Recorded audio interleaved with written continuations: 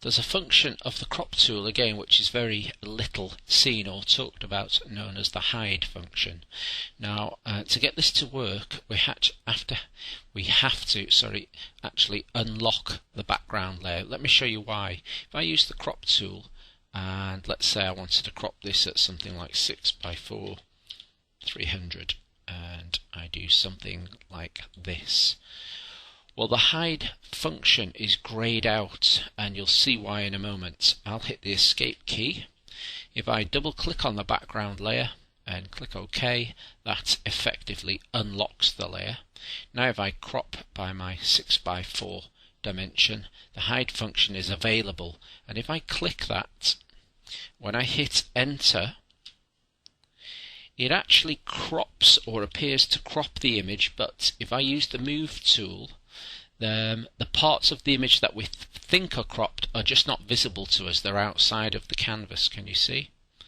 And this is a very handy way of, and in this example if I'm cropping to 6x4, I've arranged the cropping boundary to be a 6x4 size, and I'm now shifting and moving my image about to fit that 6x4 space, if that makes sense.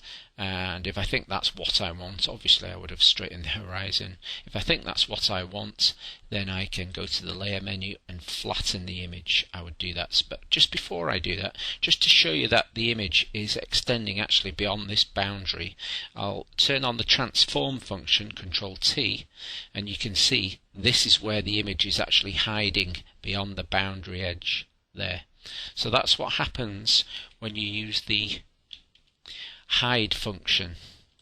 Don't forget to make that available. We have to double click the background layer, click OK, and now when we make a crop we can actually switch the hide function on, because by default it will be by delete. If we click hide and hit the enter key, just to once again show you, I'll press Control T. This is where the extra image is in fact being hidden. I would hit the enter key, and if that's what I wanted, I would then flatten the image. I won't do that now, but you get the idea.